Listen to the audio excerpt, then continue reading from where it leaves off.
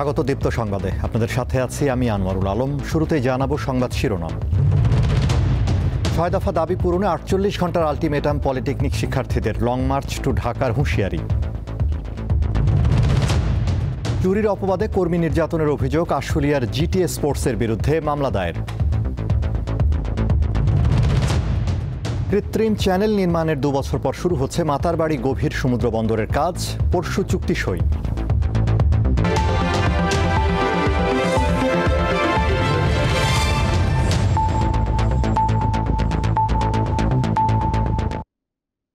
বিস্তারিত। 6 দফা দাবি আদায়ের লক্ষ্যে রাজধানী সহ সারা দেশে বিক্ষোভ সমাবেশ করেছেন পলিটেকনিক ইনস্টিটিউটের শিক্ষার্থীরা।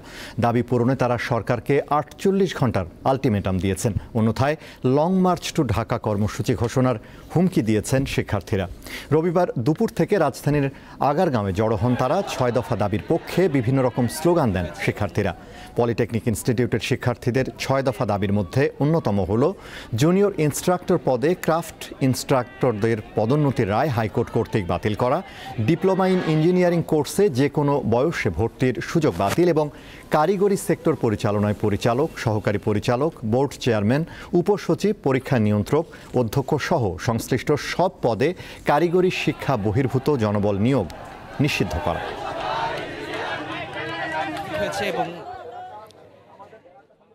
তাদের রাজধানীর মতো সারা দেশে বিক্ষোভ সমাবেশ করেছে পলিটেকনিক ইনস্টিটিউটের শিক্ষার্থীরা। রবিবার সকাল 11:30টায় দেশব্যাপী একযোগে সমাবেশের কর্মসূচি হিসেবে কুমিল্লা পলিটেকনিক ইনস্টিটিউট প্রাঙ্গণে সমাবেশ করে তারা। এ সময় তারা ক্যাম্পাসে মিছিল করে ও বিভিন্ন স্লোগান দেয়। বিক্ষোভ মিছিল ও সমাবেশ করেছেন বরগুনা পলিটেকনিক ইনস্টিটিউটের কারিগরি শিক্ষার্থীরা। দাবি আদায়ে খুলনায় বিক্ষোভ মিছিল ও সমাবেশ করেছে পলিটেকনিক ইনস্টিটিউটের শিক্ষার্থীরা।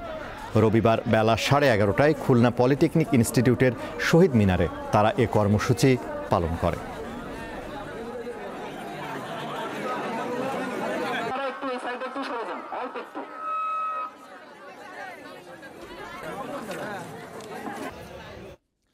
নারায়ণগঞ্জ শহরের কয়েকটি নির্মাণাধীন নকশা বহির্ভূত ভবনে অভিযান পরিচালনা করেছে রাজধানী উন্নয়ন কর্তৃপক্ষ রাজুক। রবিবার দুপুর থেকে বিকেল পর্যন্ত শহরের আলম খান লেন, দেওভোগ ও ব্যাপারীপাড়া এলাকায় রাজুকের নির্বাহী ম্যাজিস্ট্রেট তাহমিনা পারভিনের নেতৃত্বে এই অভিযান পরিচালনা করা হয়।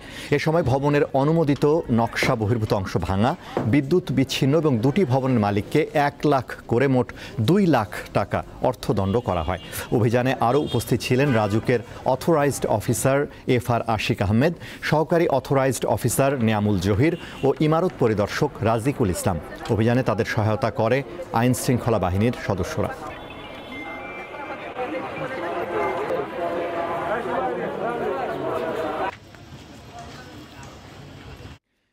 চুরির অপবাদে ভয়ঙ্কর নির্যাতনের ঘটনা ঘটেছে পোশাক কারখানার এক কর্মকর্তার সঙ্গে। সম্প্রতি সাভারের আশুলিয়ার জিটিএ স্পোর্টস কারখানায় এই ঘটনা ঘটে। বৈদ্যুতিক শক ও শারীরিক নির্যাতনের অভিযোগ এনে ভুক্তভোগীর পরিবার 8 জনের নামে মামলা করেছেন। কারখানা কর্তৃপক্ষ অভিযোগ অস্বীকার করেছে।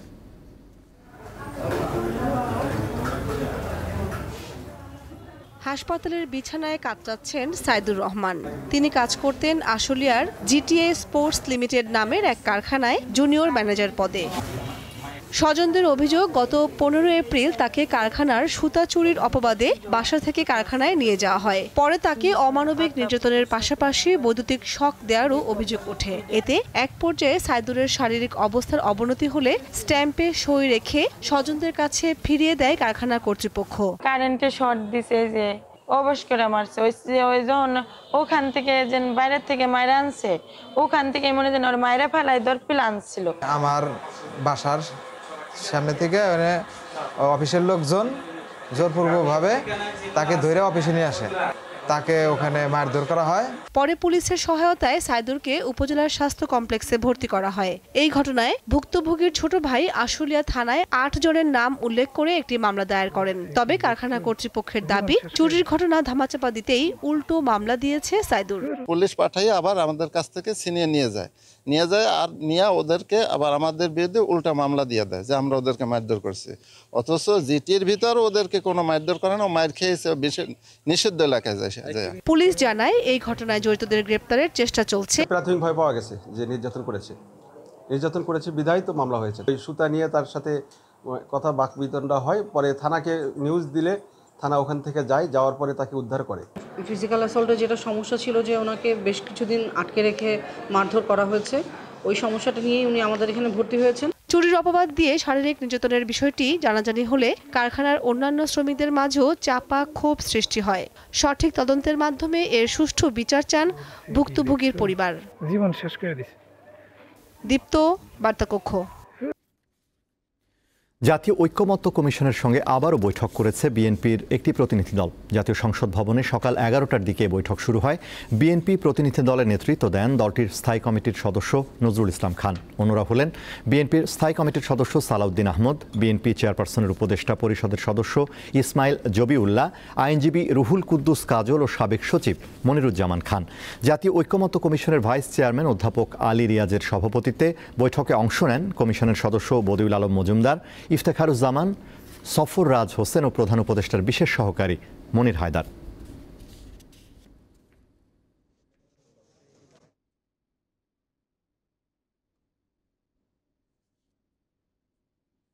এবারে কেওয়াই স্টিল চট্টগ্রাম সংবাদ।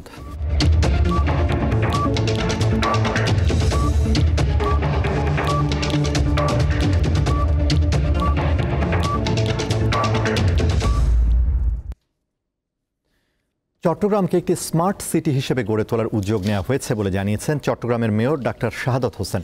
রবিবার সকালে বন্দরনগরীর নিউ মার্কেট এলাকায় ফুটপাত থেকে অবৈধ দখলদার উচ্ছেদ ও সতর্কতামূলক অভিযান পরিচালনা করেন মেয়র। এ সময় তিনি বলেন, উপরে ঝুলানো বিভিন্ন সংস্থার কেবলের কারণে নগরীর সৌন্দর্য নষ্ট হচ্ছে। শীঘ্রই এসব কেবল মাটির নিচ দিয়ে নিয়ে যাওয়ার উদ্যোগ নেওয়া হবে। মেয়র বলেন, চট্টগ্রাম মহানগরীতে যানজট নিরসন ও নগরবাসীর নির্বিঘ্নে যাতে চলাচল করতে পারে সেজন্য সিটি কর্পোরেশন কাজ করছে। এজন্য ফুটপাত থেকে অবৈধ দখলদারদের উচ্ছেদের কথা বলেন তিনি।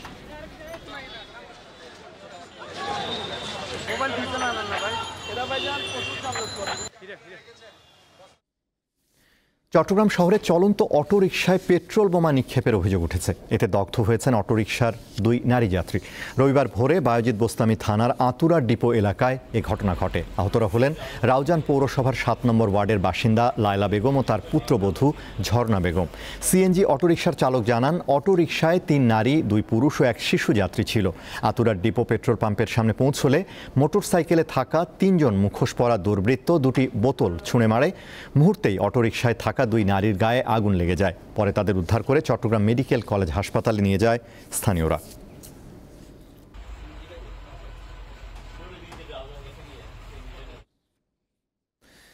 কৃত্রিম চ্যানেল তৈরির 2 বছর পর শুরু হতে যাচ্ছে মাতারবাড়ি গভীর সমুদ্র বন্দরের নির্মাণ কাজ।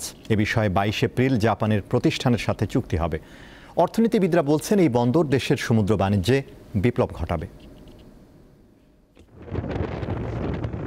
2023 সালে 9,000 কোটি টাকা ব্যয়ে কক্সবাজারের মহেশখালীর মাতারবাড়িতে 6.5 কিলোমিটার দীর্ঘ এবং 14.5 মিটার গভীর কৃত্রিম চ্যানেল তৈরি করা হলেও নানামুখী জটিলতায় বারবার পিছিয়েছে গভীর সমুদ্র বন্দর নির্মাণ কাজ। বন্দরের কার্যক্রমের জন্য 460 মিটার দীর্ঘ একটি কন্টেইনার জেটি এবং 300 মিটার দীর্ঘ আরও একটি মাল্টিপারপাস জেটি সহ মাতারবাড়িতে টার্মিনাল নির্মাণ করবে জাপান। চট্টগ্রাম বন্দরের চেয়ারম্যান জানান, 22 এপ্রিল জাপানের প্রতিষ্ঠান পেন্টা ওশান ও থোয়া কর্পোরেশনের সঙ্গে চুক্তি করতে যাচ্ছে চট্টগ্রাম বন্দর কর্তৃপক্ষ। ইউরোপিয়ান ইউনিয়নের সাথে আমাদের ফ্রি ট্রেড এগ্রিমেন্ট হয়ে যাচ্ছে। একই সাথে আমাদের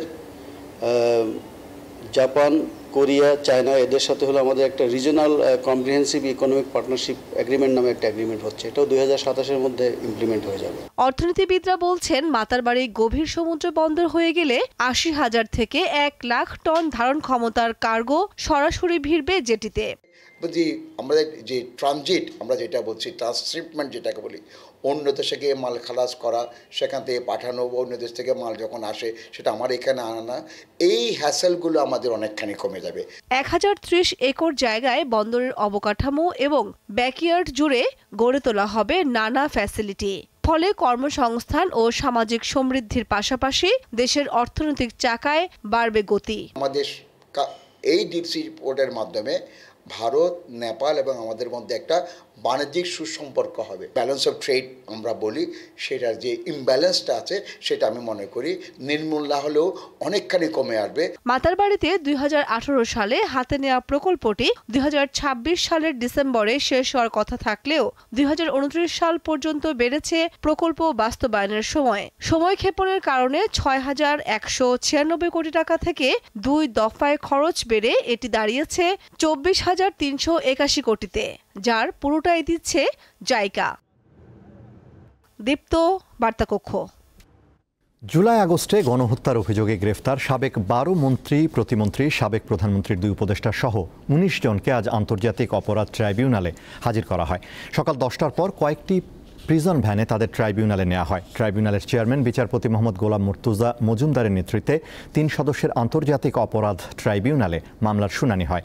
আসামিদের মধ্যে অন্যতম হলেন সাবেক মন্ত্রী দীপু মনি, শাহজাহান খান, জাসদ সভাপতি হাসানুল হক ইনু, আপিল বিভাগের সাবেক বিচারপতি AHM শামসুদ্দিন চৌধুরী মানিক, সাবেক প্রতিমন্ত্রী জোনায়েদ আহমেদ পলক ও কামাল আহমেদ মজুমদার। মামলার পরবর্তী শুনানি হবে 20 জুলাই।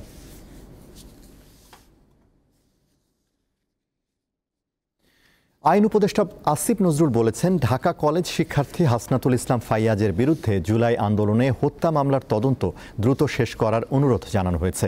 তদন্ত কার্যক্রম শেষ না হলে আইন মন্ত্রণালয়ের কিছু করার নেই। রবিবার সকালে রাজধানীতে বিচার প্রশাসন প্রশিক্ষণ ইনস্টিটিউটে সহকারী জজ বা সমপর্যায়ের বিচার বিভাগীয় কর্মকর্তাদের 50তম বুনিয়াদী প্রশিক্ষণ কোর্সের উদ্বোধনী অনুষ্ঠান শেষে সাংবাদিকদের তিনি একথা বলেন। আইন উপদেষ্টা জানান, কোটা সংস্কার আন্দোলনের সময় মাতুয়াইলে এক পুলিশ সদস্যকে মেরে ঝুলিয়ে রাখার মামলায় যে 2 জন স্বীকারোক্তিমূলক জবানবন্দি দিয়েছেন তা নির্যাতন করে আদায় করা হয়েছিল। আমাদের যতই সদিচ্ছা থাক, একটা মামলা চার্জশিট পর্যায়ে আসার পর শুধুমাত্র আইন মন্ত্রণালয় কোনো কিছু করতে পারে, তার আগে কোনো কিছু করার স্কোপ আইন মন্ত্রণালয়ের নাই। তো আমরা আশা করব যারা উপযুক্ত কর্তৃপক্ষ আছে তারা উপযুক্ত ব্যবস্থা নেবে এবং 164 স্টেটমেন্ট যারা দিয়েছিল তারা যেন 164 স্টেটমেন্ট প্রত্যাহার বা রিট্র্যাক্ট করার পদক্ষেপ নেয়, যাতে করে এই মামলাটা খুব দ্রুত উইথড্র করার সুযোগ সৃষ্টি হয়। রাজধানীর বনানীতে প্রাইম এশিয়া বিশ্ববিদ্যালয়ের ছাত্র জাহিদুল ইসলাম পারভেজ হত্যার ঘটনায় বৈষম্য বিরোধী ছাত্র আন্দোলনের 5 নেতা জড়িত বলে দাবি করেছে ছাত্রদল। রবিবার রাজধানীর নয়াপল্টনে সংবাদ সম্মেলনে এ অভিযোগ করেন ছাত্রদল সভাপতি রাকিবুল ইসলাম রাকিব। তিনি দাবি করেন, বেসরকারি বিশ্ববিদ্যালয় সহ বিভিন্ন শিক্ষা প্রতিষ্ঠানে ছাত্রদলের কার্যক্রম বাধাগ্রস্ত করতে বৈষম্য বিরোধী ছাত্র আন্দোলনের ব্যানারে কতিপয় সন্ত্রাসী রক্ষী বাহিনীর মতো সন্ত্রাস ও দখলদারিত্ব কায়েম করেছে। তবে বৈষম্য বিরোধী আন্দোলন প্রাইম এশিয়া বিশ্ববিদ্যালয়ের ঘটনার অভিযোগের বিষয়ে এখনো কোনো বক্তব্য দেয়নি। শনিবার বিশ্ববিদ্যালয়ের শিক্ষার্থীদের 2টি অংশের সংঘর্ষে পারভেজ নিহত হন। এ ঘটনায় বনানী থানায় 8 জনের নামে মামলা হয়েছে। এছাড়া অজ্ঞাত আরও 20 থেকে 30 জনকে আসামি করা হয়েছে।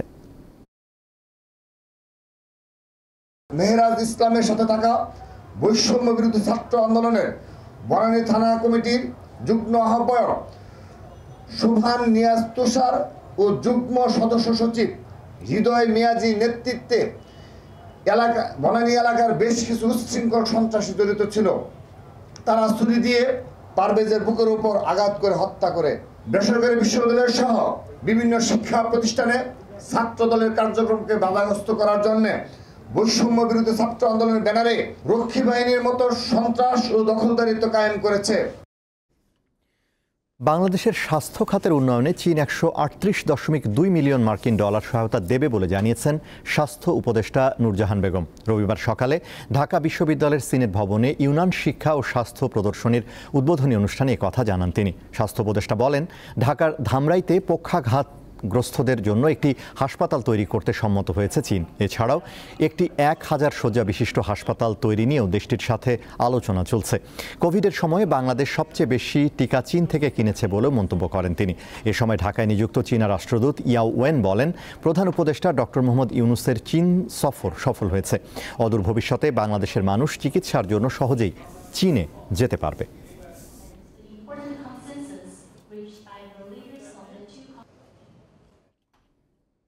নানাভাবে যাচাই বাছাইয়ের পর মেধাবী সেরা 10 প্রতিযোগীকে খুঁজে পেয়েছে দীপ্ত স্টার হান্ট, যারা পরবর্তীতে অংশ নেবেন উত্তেজনায় ভরপুর দারুণ সব চ্যালেঞ্জে, যেখান থেকে বেরিয়ে আসবেন সেরাদের সেরা। এই প্রতিযোগীরা শোবিজ ইন্ডাস্ট্রির সম্পদ বলে মনে করেন বিচারকরা। অভিনয় প্রতিভা বিকাশের দেশের সর্ববৃহৎ প্ল্যাটফর্ম দীপ্ত স্টার হান্ট। সারা দেশ থেকে অংশ নেয়া হাজার হাজার প্রতিযোগীর মধ্য থেকে নির্বাচিত ৮০ জনকে নিয়ে গত ফেব্রুয়ারিতে দীপ্ত টিভিতে প্রচার শুরু হয় এই রিয়েলিটি শোয়ের। অভিনয় দক্ষতা প্রমাণের কঠিন কঠিন সব বাধা পেরিয়ে টিকে থাকেন ১২ জন। এরই মধ্যে ২ জন বাদ পড়ায় টিকে আছেন ১০ প্রতিযোগী। তাদের মধ্য থেকে আরও কয়েক ধাপে সেরাদের সেরাকে বেছে বের করবেন বিচারকরা। টপ 10-এ জায়গা পেয়ে উচ্ছ্বসিত মেধাবী প্রতিযোগীরা। চিন্তা করিনি যে এক এক ধাপ পেরিয়ে এতগুলো মানুষের মাঝ থেকে টপ 10-এ চলে আসতে পারবো, তবে এখানে আসতে পেরেছি, এটা আসলে অত্যন্ত খুশি। যেহেতু টপ 10-এ চলে এসেছি মানে আসলে আমার হাতে খুব বেশি সময় আর নেই, হয় বাদ পড়ে যাব, না হয় আমাকে সামনে এগোতে হবে। বুঝতে পারছিলাম না আসলে কার এলিমিনেট হতে হয়, বাট আমার খুবই ভালো লাগছে, আমি ফাইনালি টপ 10-এ চলে এসেছি। চেষ্টা ছিল, অনেক চেষ্টা করেছি, আর লাগছিল, ভাগ্য ছিল আসলে। খুবই ভালো লাগছে সেরা 10-এ আসতে পেরে, কিন্তু খারাপও লাগছে কারণ যারা বাদ গেছে খুশির থেকে কষ্টটা বেশি হচ্ছে আসলে। এই প্রতিযোগীদের কাজের সুযোগ পাওয়ার প্রচুর সম্ভাবনা রয়েছে। 10 জন নির্বাচন করা হলো এবং তারা বাংলাদেশে ভবিষ্যতে আমাদের মিডিয়াতে খুব ভালোভাবে তারা অবস্থান নেবে, এটাই প্রত্যাশা করি। ফার ইমপ্রুভড, অনেক বেশি গ্রুমড, অনেক বেশি পলিশ, তারা লুক ওয়াইজ, অ্যাক্টিং ওয়াইজ, যাদের প্রচুর সম্ভাবনা আছে ইন্ডাস্ট্রিতে কাজ করার। সেরা 10 তাদের জন্য আমার মনে হয় পথটা আরও কঠিন হবে, কারণ এখন তাদের কাছ থেকে আমাদের এক্সপেকটেশন অনেকটাই বেশি। দীপ্ত স্টার হান্টের সেরা প্রতিযোগীরা আগামী 2 বছর দীপ্ত টিভি ও দীপ্ত প্লের series, web series, web film এবং বড় পর্দার সিনেমায় কাজের সুযোগ পাবেন। এছাড়া তারা কাজী মিডিয়ার সঙ্গে চুক্তিবদ্ধ হয়ে নানা ধরনের কাজে অংশ নেবেন। একটা শেখার জায়গা ছিল। এই প্রতিযোগিতা দীপ্ত টিভিতে সম্প্রচারিত হচ্ছে প্রতি শুক্র ও শনিবার রাত 10টায়। জহুরুল মোহসান, দীপ্ত সংবাদ, ঢাকা। আজ পবিত্র ইস্টার সানডে। খ্রিস্ট ধর্ম অনুযায়ী এই দিন যীশু খ্রিস্ট মৃত্যু থেকে পুনরুত্থান করেছিলেন। ইস্টার তথা যিশুর পুনরুত্থান খ্রিস্ট ধর্মের অন্যতম প্রধান ধর্মীয় অনুষ্ঠান। মৃত্যুর 3য় দিন অর্থাৎ রবিবার যীশু খ্রিস্ট জেগে উঠেছিলেন। যিশুর এই পুনরুত্থান খ্রিস্ট বিশ্বাসীদের জন্য খুবই তাৎপর্যপূর্ণ। এই দিনটিকে তারা ইস্টার সানডে হিসেবে পালন করেন। দিবসটি উপলক্ষে বাংলাদেশ সহ বিশ্বের খ্রিস্ট ধর্মাবলম্বীরা বিভিন্ন অনুষ্ঠান করছেন। তিনি অনেক সুন্দর সুন্দর শিক্ষা দিয়ে। যুক্তরাষ্ট্রের প্রেসিডেন্ট ডোনাল্ড ট্রাম্পের বিরুদ্ধে যুক্তরাষ্ট্র জুড়ে ফের বিক্ষোভ করেছেন হাজারো মানুষ। অভিবাসীদের বিতাড়ন, সরকারি চাকুরি থেকে ছাঁটাই, গাজা ও ইউক্রেন যুদ্ধে ট্রাম্প প্রশাসন নীতির বিরুদ্ধে এই প্রতিবাদ হয়েছে। ওয়াশিংটন ডিসি, নিউ ইয়র্ক ও শিকাগো সহ প্রধান শহরগুলোতে শনিবার এই বিক্ষোভ হয়। এ সময় সেখানকার সড়ক অবরোধ করে রাখেন বিক্ষোভকারীরা। তাদের দাবি, ট্রাম্প প্রশাসনের নীতি দেশটির গণতান্ত্রিক আদর্শের জন্য হুমকি সৃষ্টি করছে। হোয়াইট হাউসের সামনে জড়ো হয়েও বিক্ষোভ করেন অনেকে।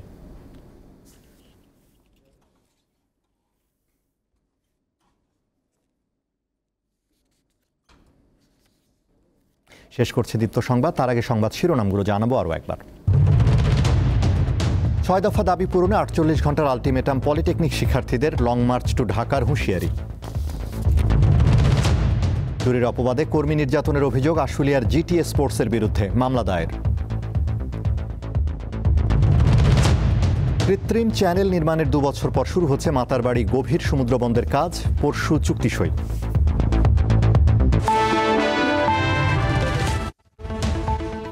এই ছিল এখনকার মতো। আমাদের পরবর্তী দীপ্ত সংবাদ সন্ধ্যা 6:40 দেখার আমন্ত্রণ। এছাড়া আরও তথ্য বিনোদনের খবর পেতে যুক্ত থাকুন দীপ্তর ডিজিটাল প্ল্যাটফর্মগুলোতে। ধন্যবাদ।